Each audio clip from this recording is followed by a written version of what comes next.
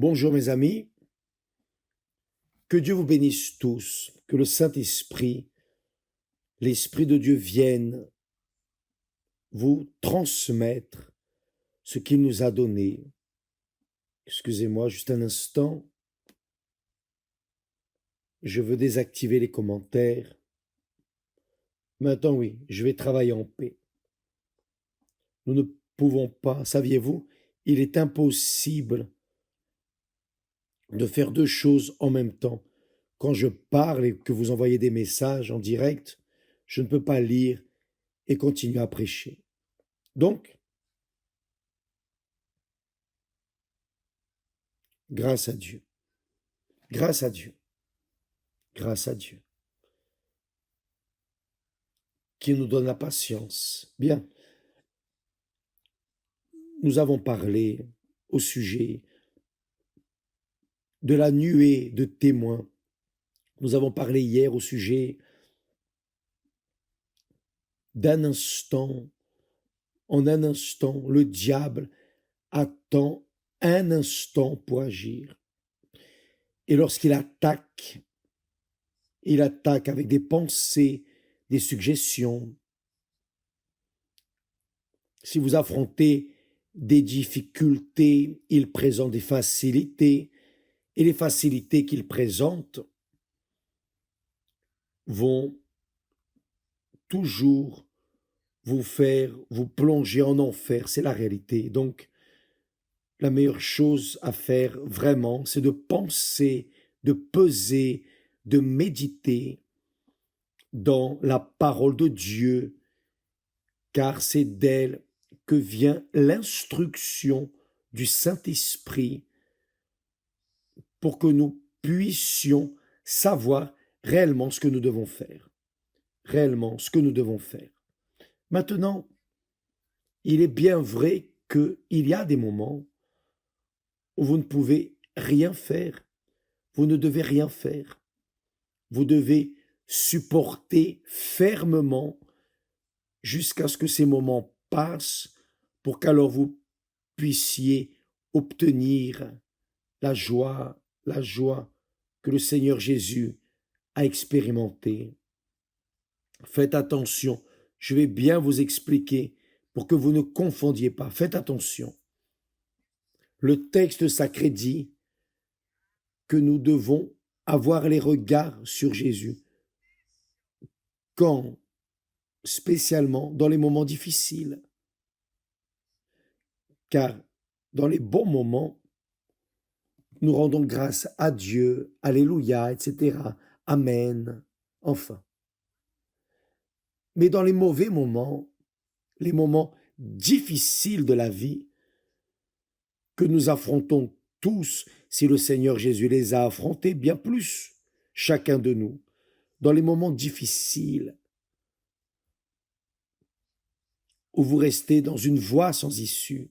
Vous savez, une voie sans issue, il n'y a pas d'issue, il n'y a pas d'endroit où fuir, il n'y a pas d'échappatoire. Vous devez supporter. Le Seigneur Jésus est arrivé à ce point.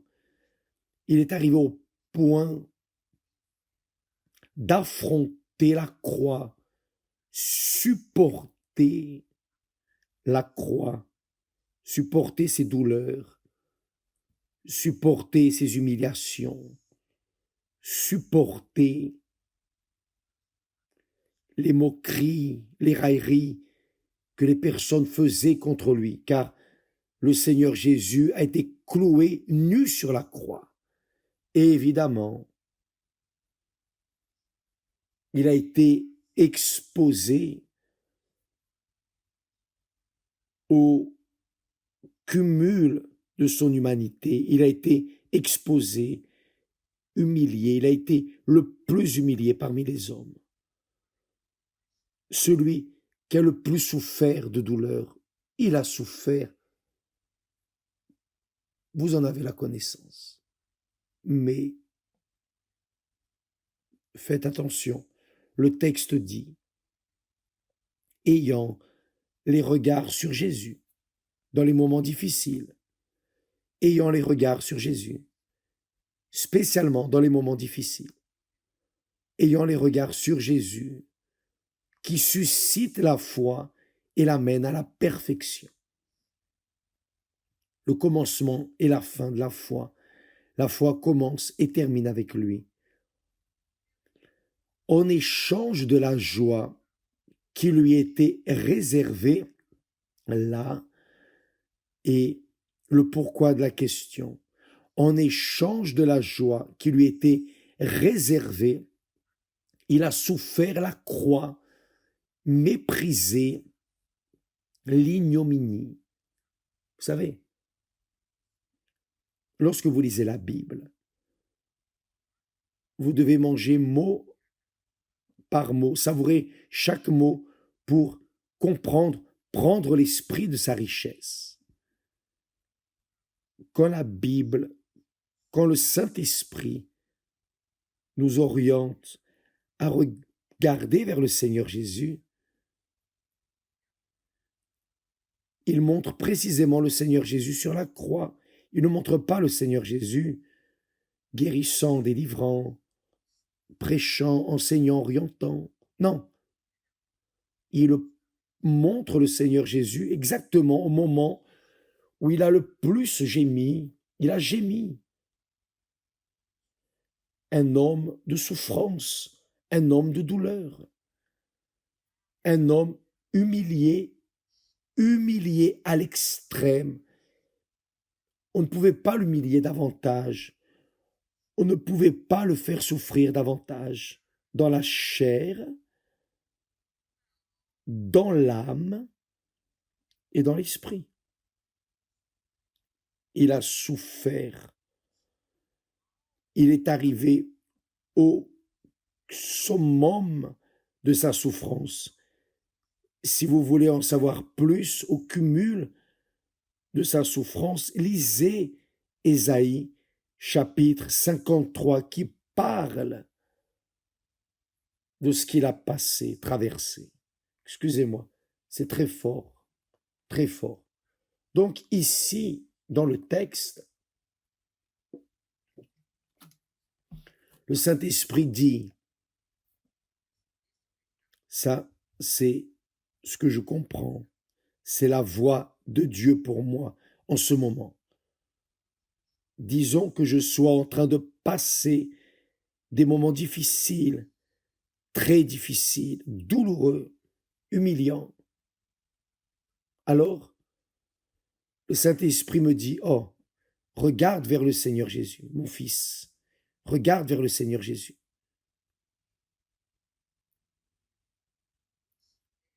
Considère ce qu'il a considéré en ce moment de douleur, d'affliction, de torture, d'humiliation. Qu'a-t-il fait? Il pouvait fuir? Non. Il n'y avait pas d'issue. Il ne pouvait pas fuir. Il devait supporter fermement. Mais Dieu ne permet pas que nous soyons tentés ou que nous venions à souffrir au-delà de nos forces, au-delà de nos limites. Non. Jusqu'au moment que nous pouvons supporter, il permet, et ce fut le cas du Seigneur Jésus. Il a supporté au maximum. Mais pourquoi a-t-il supporté? C'est la question. Pourquoi? Pourquoi a-t-il eu le pouvoir de supporter? Car il était fils de Dieu? Non, il était là en train de souffrir précisément parce qu'il est le fils de Dieu. Il est allé là-bas précisément pour cela, pour souffrir pour moi, pour vous, mourir pour moi, pour vous. Il est mort pour nous. Il a donné sa vie pour nous sauver. Donc, il a gémi pour chacun de nous. Donc, nous allons nous mettre à sa place et ici, il dit, en échange de la joie qui lui était réservée. Quelle est la joie qui m'est réservée? Quelle est la joie qui vous est réservée? C'est-à-dire, le Saint-Esprit montre le suivant. Tu es en train de souffrir, de sentir la douleur, tu es humilié, mis dans la honte. Tu ne sais pas où mettre la tête, tu ne sais pas là où mettre le visage. Tellement est grande la douleur, l'humiliation, la souffrance. Il n'y a pas de trou où mettre la tête. Très bien, en ce moment, regarde mon fils Jésus, parce que en échange de la joie qui lui était réservée, quelle était la joie qui lui était réservée? S'asseoir à la droite du trône du Père, régnant avec le Père. Alléluia. Le Seigneur Jésus savait, le Seigneur Jésus savait que ces moments cruels passeraient, ils passeront, ils passeraient, les moments durs vont passer. Et ils sont passés. Ils sont passés avec la mort. Quand est venue la mort, ils sont passés. Et là, 3 jours après, il ressuscite. Et là, oui, 40 jours après, 50 jours, après 40 jours ou 50 jours, peu importe, après plusieurs jours, il est ressuscité, il est monté au ciel et s'est assis à la droite du Père. Donc le Seigneur Jésus, en ce moment, au moment où il souffrait, d'un autre côté, il regardait la joie qui viendrait, la joie qui l'attendait. C'est ce qui est important. Nous devons maintenir notre focus sur ce que Dieu nous a réservé. C'est difficile. Ah, évêque, c'est parce que vous ne passez pas ce que je passe. Je sais que vous devez être en train de passer des moments très difficiles. Mais moi aussi, j'ai déjà passé. Je sais ce qu'est l'humiliation, avoir honte. Je sais ce qu'est le désir de mettre la tête dans un trou, de disparaître. Je sais ce qu'est préférer être un chien errant que d'être moi. Je sais, je suis passé par là. Mais le Saint-Esprit, lorsque nous avons le Saint-Esprit, nous avons ce souffle, cette espérance, cette foi, et nous arrivons au point d'avoir cette joie, car tout ce que je souffre est pour ce que le Seigneur est en train de me préparer là-devant. Et c'est ce qui vous arrive, mes amis. Ça ne sert à rien de vous lamenter, de vous plaindre, car personne ne va vous sauver, personne. Vous passez par cette situation, cette difficulté. Si vous avez votre foi en Jésus, vous avez la joie du Saint-Esprit qui vous réconforte, qui vous soutient, qui vous fait être fort et sentir une joie. Ça, c'est la parole, une joie de ce qui vient. Bien sûr, si vous n'avez pas le Saint-Esprit, alors la volonté, c'est de mourir. Mais si vous voulez mourir aujourd'hui, dans n'importe quelle église universelle, nous avons un endroit là où la personne peut mourir et naître de nouveau, que c'est la piscine du baptême. Nous avons l'eau, le baptême d'eau qui ensevelit. Le baptême d'eau, c'est ensevelir la vieille nature, ensevelir la vieille vie, la vie vécue jusqu'à présent. Donc la personne, librement et spontanément, peut dire, je ne veux plus vivre cette vie, je veux mourir pour cette vie, ce monde. Alors, elle est baptisée d'eau par immersion. Dans cette mort pour ce monde, à l'instant, elle a le droit, elle a le privilège d'être baptisée aussi du Saint-Esprit. Là vient le Saint-Esprit, l'Esprit de la joie que le Seigneur Jésus a senti à ce moment. Je sais que je souffre, mais je ne vais pas regarder ma souffrance, ma douleur. Je ne vais pas regarder les blessures qui sont dans ma chair. Non, je vais regarder ce qui m'est proposé, ce qui m'attend. C'est glorieux. Je vais regarder ce qui m'est proposé.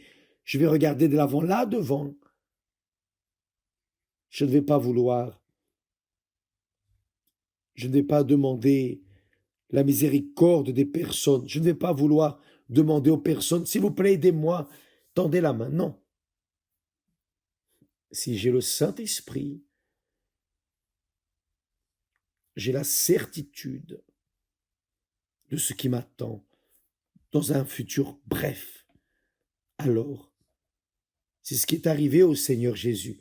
Et c'est ce qui doit arriver à ceux qui le suivent, ses disciples, ceux qui croient en lui. Quelle que soit la situation, quelle que soit, elle va passer. Elle va passer. Je me souviens, c'est intéressant.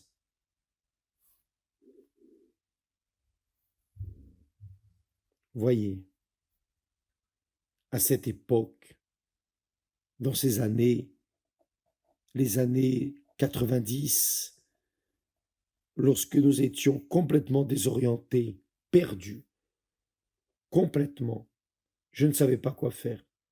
Ma tête ne fonctionnait pas, elle ne fonctionnait pas, car ce n'était que des tortures, des douleurs, et chacun qui arrivait apportait des nouvelles chaque fois pires. Vous savez, les amis de Job, j'avais des amis de Job avec moi. J'avais les amis de Job qui étaient bien proches de moi, marchant avec moi. Et ils disaient la même chose. Ces choses.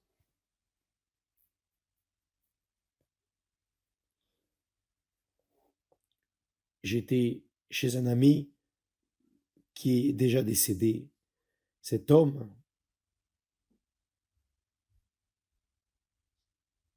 n'avait pas de jambes. Il travaillait assis sur une chaise roulante. Il vivait sur un fauteuil roulant. Mais cet homme m'a enseigné la douleur, m'a enseigné ce que le Seigneur Jésus nous propose, la vie éternelle. Parce que quand je le regardais, en me regardant, je me disais, il n'a pas de jambes, il dépend d'une chaise roulante, de quelqu'un qui l'emmène ici et là. Mais cet homme m'a dit, évêque, vous pouvez être sûr, Dieu est avec vous, il est avec vous. Il va vous enlever de cette situation. Une petite parole, juste ça, juste ça.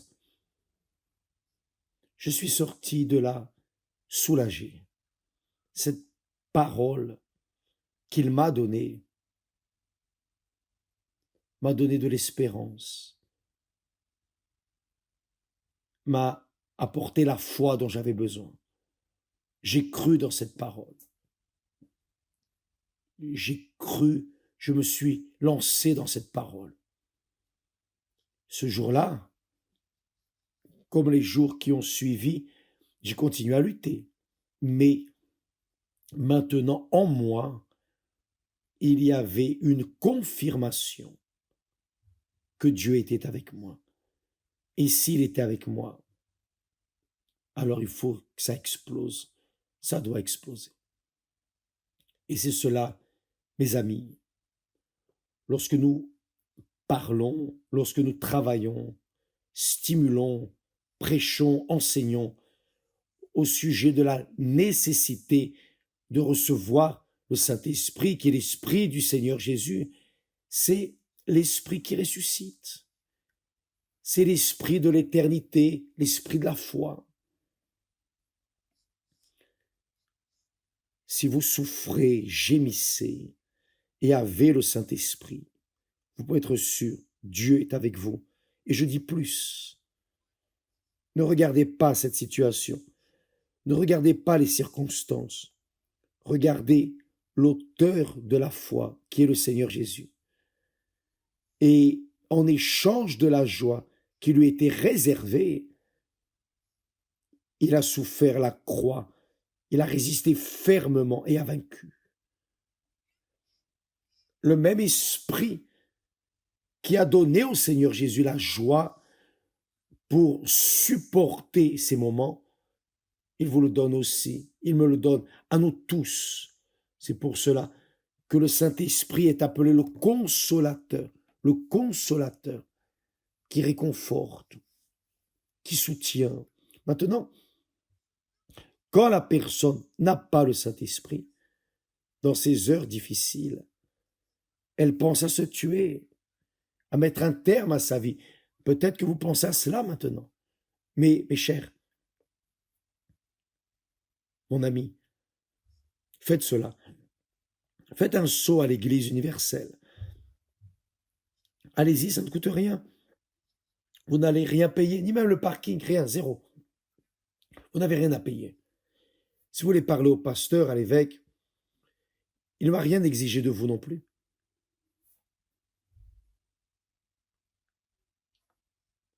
Tous les officiels de l'Église universelle ont l'obligation de donner le meilleur aux personnes qui ont besoin d'aide.